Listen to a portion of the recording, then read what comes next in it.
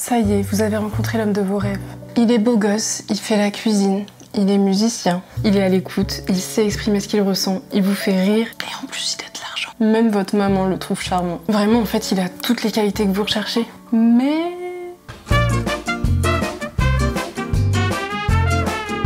ne vous inquiétez pas, tout n'est pas perdu. Moi aussi je suis passée par là dans ma relation et je vous jure qu'il n'est pas trop tard pour que les choses changent. Ce que vous devez savoir, c'est que la plupart des mecs ne font pas des choix conscients quand ils s'habillent, ils font surtout par défaut ou par habitude. Mais si vous leur faites gentiment comprendre que même leurs chaussettes sont moches, la majorité d'entre eux seront prêts à écouter vos recommandations afin de faire chavirer votre cœur au quotidien grâce à leur immense swag. Vous l'avez compris, on va parler de tout ce qui est red flag dans ce que portent les mecs, du point de vue des meufs. Bien évidemment, les goûts et les couleurs c'est très subjectif, mais du coup, pour être un petit peu plus objectif, j'ai demandé à mes abonnés de participer en m'envoyant leurs red flags chez les mecs, et j'ai tout rassemblé dans ce petit bocal.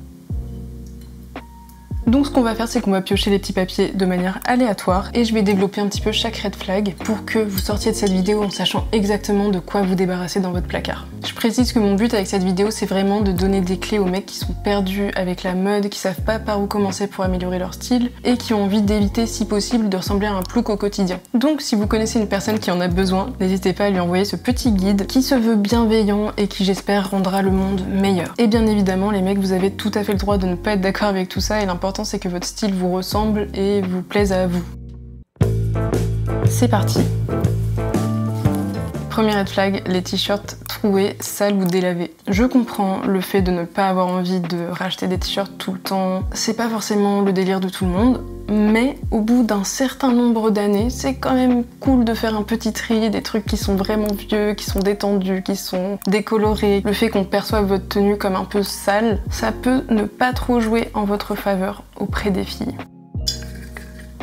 Les fringues d'ado. Un petit peu dans la continuité de cette idée-là, vu que vous êtes allergique parfois au shopping, et ben vous gardez pendant des années et des années des fringues que vous portiez quand vous étiez ado, quand vous étiez au collège ou au lycée ou pendant vos premières années d'études. Il se peut que les modes de l'époque soient un petit peu ringardes maintenant. Un mec qui porte des vêtements qui font enfant, c'est pas très séduisant. Il faut accepter que vous avez évolué, que maintenant vous êtes un adulte. Et nous les filles, c'est un truc qu'on aime faire. Pour la plupart d'entre nous, on cherche toujours à avoir une garde-robe qui nous ressemble. Et des fois je me demande pourquoi les mecs, vous faites pas ça. Vous vous questionnez pas sur qui vous êtes maintenant et est-ce que votre garde-robe correspond à ça. Les vêtements trop serrés, moulants ou trop petits. Il y a pas mal de mecs qui pensent que c'est sexy de porter des trucs moulants, surtout si vous avez des muscles et tout. En vrai, de manière générale, on préfère les vêtements larges, les vêtements un petit peu oversize. On trouve que c'est beaucoup plus flatteur. On en reparlera plus tard, mais les slims par exemple, arrêtez de penser que c'est séduisant. Les t-shirts qui moulent vraiment les pecs et les bras, ça donne un petit peu l'impression que vous voulez absolument montrer que vous avez des muscles, alors qu'on peut aussi le voir de façon plus subtile, et nous on aime bien ça, on aime bien la subtilité. Après avoir comment c'est assorti, il y a quand même des cas particuliers où un truc ajusté ça peut être joli. Mais vous voyez, il y a ajusté et il y a vraiment moulant, serré ou trop petit, pas à votre taille quoi. C'est hyper important de trouver des vêtements qui sont adaptés à votre morphologie. Encore une fois, c'est un truc que nous les meufs on maîtrise, on s'habille vraiment en fonction de notre morphologie pour la plupart. C'est quand même assez important de comprendre comment votre corps il est pour savoir ce qui est plus flatteur sur vous, et du coup ce que vous allez voir en ligne sur un mannequin va pas forcément vous aller à vous. Il faut un peu expérimenter, faire des essayages en magasin pour comprendre ce qui vous va vraiment. Les shorts.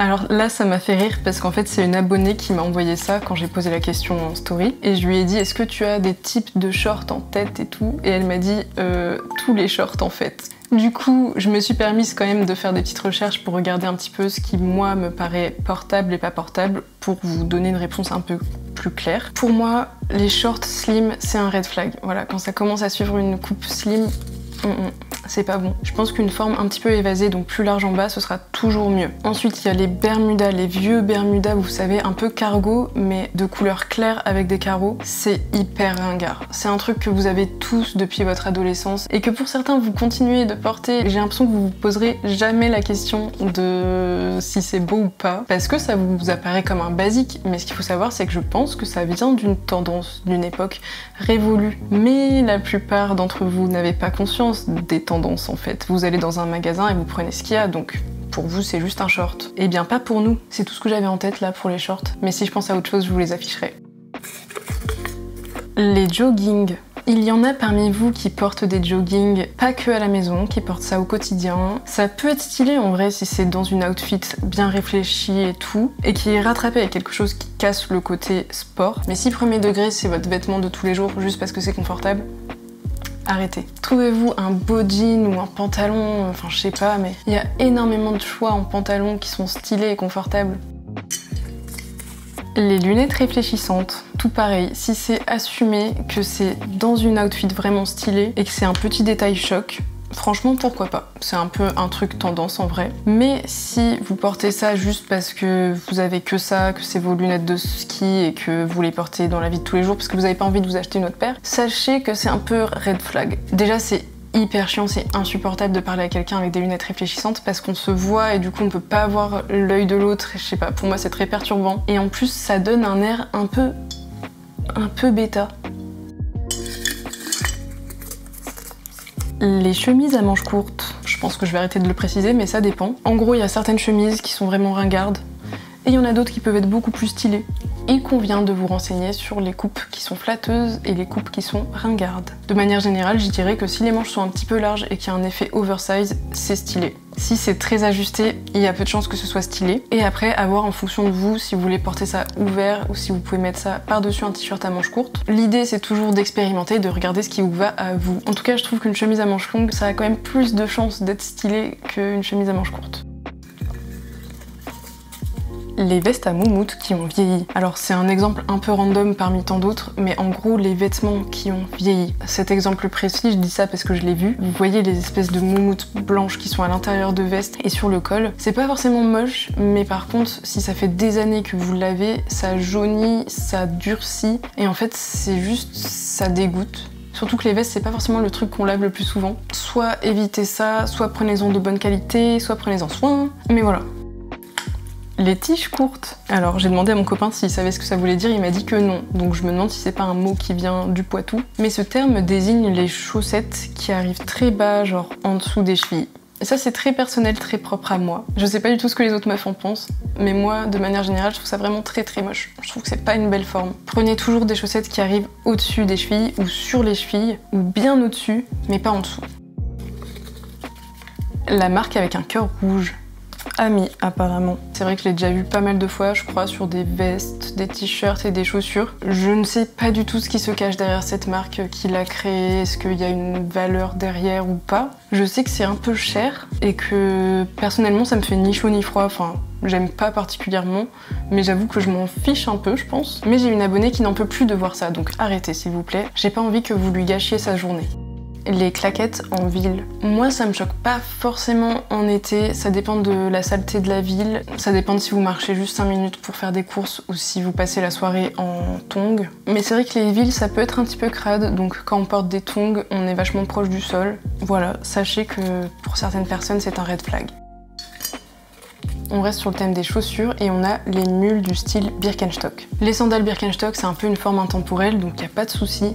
Par contre, les espèces de mules rondes, je suis totalement d'accord, je trouve ça vraiment pas très beau. Et ce que disait la personne qui m'a envoyé le message, c'est que ça tient pas forcément aux pieds, du coup ça fait un peu une dégaine bizarre quand vous marchez, ça s'assortit très difficilement. Et voilà, personnellement je trouve ça très moche, on dirait des espèces de sabots, ça fait un peu chausson de papy mais version chaussure.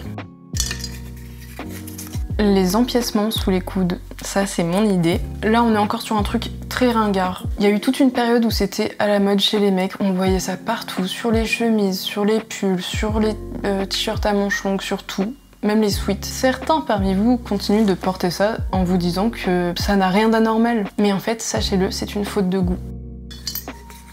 Torse nu dans l'espace public. Ça ne se fait plus en fait. On est en 2025 et on n'impose pas son corps aux autres. Je comprends qu'il fasse chaud, mais nous aussi on a chaud et on garde nos t-shirts. Et ne dites pas bah oui, mais vous pourriez très bien enlever vos t-shirts aussi, hahaha. Le torse c'est une partie intime, que vous soyez un homme ou une femme. On n'a pas envie de voir votre torse, sauf si on vous le demande, mais ça arrivera pas dans la rue en fait. Pour moi c'est vraiment un manque de respect d'être torse nu dans l'espace public. Oh, le moment que vous redoutiez tous.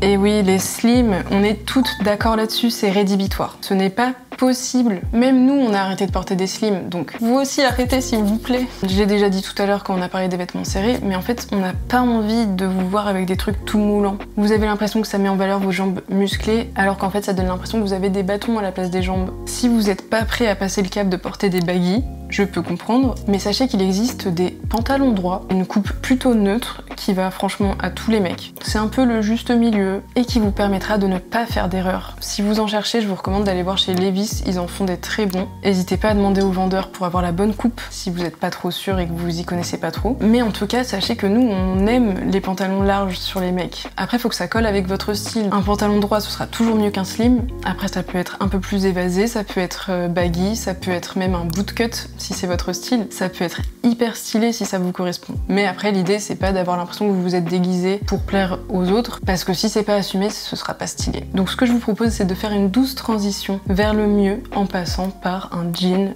droit. Ça vous fera pas un changement trop radical et après ça, vous pourrez tester d'autres trucs si vous avez envie. Et pour ce qui est de vos vieux slims, je vous propose de les brûler en fait. Les cols V. J'ai pas vraiment d'autres mots pour décrire ça que ringard. C'est un peu comme les empiècements sous les coudes, c'est vraiment un truc passé. À la place, je vous propose de vous en tenir au bon vieux col rond et de privilégier ceux qui sont de bonne qualité, qui sont bien épais, qui font un peu vintage. Il y a vraiment rien de mieux que ça. Et personnellement, je trouve qu'en un seul regard, on peut voir si un t-shirt est de qualité en regardant le col. Si vous avez un col qui se détend, qui se tient pas, qui est tout fin et tout, c'est pas beau. Les jeans troués. Les jeans troués, ça peut être vraiment très moche. Je pense que ça peut être stylé, il y a des esthétiques qui rendent ça vraiment cool, mais si c'est un jean random, prenez-le pas troué en fait. Et pour moi, ça c'est un truc qui est valable aussi bien pour les meufs. Je trouve qu'un jean, ça peut vraiment être une belle pièce et c'est un peu dommage de mettre des trous dessus. C'est aussi un truc qui peut faire un petit peu gamin et ça peut vraiment s'effilocher et donner un petit peu un aspect mal entretenu, donc... Les sacs Basic Fit. On s'en fout que vous soyez inscrit à la salle, ça va pas nous séduire en fait. Les sacs Basic Fit, c'est moche. Et oui, c'est gratuit, et oui, c'est pratique. Mais... déjà, pourquoi porter un sac que tout le monde porte? En plus, c'est un petit peu comme pour les t-shirts très moulants là, pour montrer vos muscles. On n'a pas besoin que ce soit écrit sur votre front que vous allez à la salle. Et en plus, il existe une variété de sacs à dos qui sont très très beaux, bien plus que les sacs Basic Fit, et qui pourraient montrer au monde que vous avez du goût et que vous accordez de l'importance à votre image, de manière, encore une fois, plus subtile.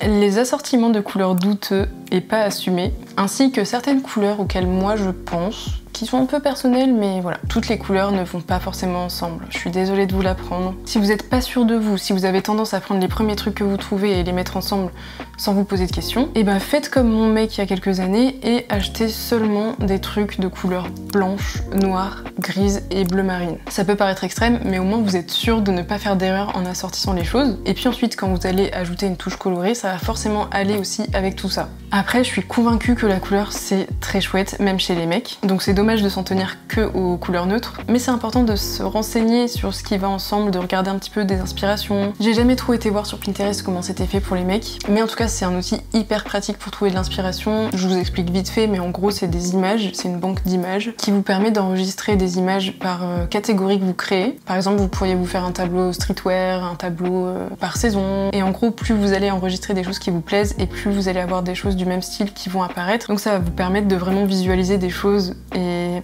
personnellement c'est un des trucs qui m'a le plus aidé à améliorer mon style et je pense que je suis pas du tout la seule. Donc n'hésitez pas à aller regarder ça. Et il faut pas avoir honte d'utiliser des outils comme ça en tant que mec, de vouloir être stylé. En tant que meuf, je trouve ça vraiment très très cool un mec qui fait attention à son style. Parce que déjà moi je sais que personnellement c'est un truc qui m'apporte beaucoup de joie de bien m'habiller, de trouver des choses qui me correspondent, et ça me fait du bien aussi, je me sens mieux en fait dans ma peau. Donc voir un mec qui fait aussi attention à ça, pour moi c'est un bon signe. Ça veut dire qu'il a la volonté de prendre soin de lui, vous voyez. Ça n'a pas besoin d'être extrême, mais juste d'y penser, c'est une bonne chose. Ensuite, je voulais vous parler un petit peu des couleurs que je trouve moches, comme ça vous le savez. Déjà, il y a le marron un peu boue, un peu caca, je trouve ça vraiment hideux. Ensuite, il y a le jaune moutarde, mais bon, après peut-être que ça peut aller à certains mecs, hein, je sais pas. Mais pour moi, c'est pas une couleur très flatteuse. Et il y a le bordeaux prune aussi. Je trouve que chez les mecs, il y a eu beaucoup ça, mais en version délavée. Et je trouve que c'est pas très beau. Mais comme toujours, à prendre avec des pincettes, parce que ça va dépendre de chaque pièce et ça va dépendre de chaque style.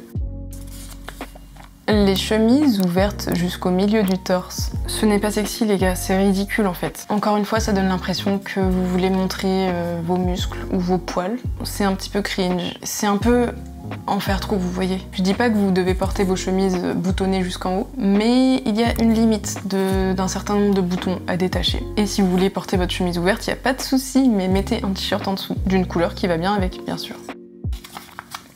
Les jeans délavés ou mouchetés. Pour moi, un beau jean, c'est un jean brut où on voit vraiment que c'est du jean, donc 100% coton de préférence, et avec une teinture égale sur tout le jean. Ça peut être stylé qu'il soit délavé par endroits, mais encore une fois, il faut que ce soit assumé, que ça fasse partie de votre DA un petit peu. Je suis sûre qu'il y a plein de mecs qui ont même pas remarqué qu'il y avait ça sur leur jean, c'est juste un jean pour eux. Mais nous, on voit. Et les jeans mouchetés, je trouve ça vraiment hideux, que ce soit sur les meufs ou sur les mecs, je sais même pas pourquoi ça existe. Les sacs à bandoulière carrés. C'est un truc qui fait vraiment petite racaille et en plus qui est très ringard. C'est encore un truc qui date d'une autre époque mais qu'en fait vous avez jamais lâché et ça a très mal vieilli. Pour moi ça a jamais été cool. Après je comprends que ça puisse être pratique mais il y a d'autres solutions. Comme les bananes par exemple. Les bananes c'est très cool. Je sais que ça a été ringard à un moment mais ça l'est plus vraiment et je pense que c'est un truc qui peut vraiment bien vieillir. Et puis il en existe plein de différentes, il y en a des plus ou moins grandes, il y a plein de matières, plein de couleurs. Vous trouverez forcément un truc qui vous plaît. Et sinon il y a les tote bags. Les tote bags pour moi c'est assez unisexe. Vous pouvez en trouver plein qui sont stylés avec des impressions faites par des artistes et tout, ou alors des trucs tout simples de votre magasin local qui vend un tote bag random. C'est un peu un truc assez basique que tout le monde peut porter et qui reste très pratique. Il en reste plus que deux. Les pantalons qui descendent sur les fesses. J'ai eu l'impression que c'était à la mode quand j'étais au collège, genre quand j'étais en 6e, 5e. C'était en 2012. Il serait temps d'arrêter. C'est vraiment pas très beau, c'est pas sexy, on n'a pas envie de voir votre caleçon. Je sais pas, c'est un peu cringe quoi. Quitte à acheter un vêtement, c'est dommage qu'il tienne pas en place. Le petit dernier, c'est les pulls avec le col retourné. Je sais pas si vous voyez ce que je veux dire. Ça date vraiment de la même période que les empiècements de coudes. Pour moi, c'est Jules et Célio et les marques comme ça qui faisaient ce genre de pulls. C'est des pulls assez épais avec un col qui se croise là et ça se retourne. Et des fois, il y a des petits trucs qui s'accrochent là. Ça donne vraiment une vibe ringarde, encore une fois. Ça fait un peu vieux garçon qui vit encore chez sa mère. J'ai fait le tour des red flags que j'avais notés, n'hésitez pas si vous en avez d'autres à les indiquer en commentaire pour le bien commun. En tout cas les gars, j'espère que vous serez moins perdus si vous avez envie de faire le tri dans votre placard. Le but c'est vraiment de vous aider et pas juste de vous juger, hein. Mais j'avoue que c'était un petit peu drôle à faire. Si vous savez pas trop par quoi remplacer toutes ces pièces, n'hésitez pas à me le dire, je serais ravie en vrai de vous faire une vidéo pour vous aiguiller un petit peu plus vers ce qui est stylé. Et en attendant, n'hésitez pas à regarder autour de vous, ouvrez les yeux, regardez ce que les autres hommes portent, ce que vous trouvez stylé sur les autres, tentez des choses, renseignez-vous sur les tendances chez les hommes. Il n'y a vraiment aucune honte à avoir si vous vous intéressez à ce genre de trucs. Moi ça m'arrive quand même assez souvent dans la rue de croiser des mecs qui savent comment s'habiller, qui connaissent leur propre goût, qui portent des trucs vraiment hors normes et moi je trouve ça hyper stylé et beaucoup plus attirant que quelqu'un qui n'ose rien, qui porte toujours les mêmes vêtements par défaut ou en faisant juste comme les autres. Je dis pas non plus qu'il faut se forcer à sortir de votre zone de confort, mais en tout cas c'est important de tester des choses si vous voulez connaître votre style. Bref, je vous souhaite bonne continuation là-dedans et n'oubliez pas de vous amuser avec la mode. Bisous bisous.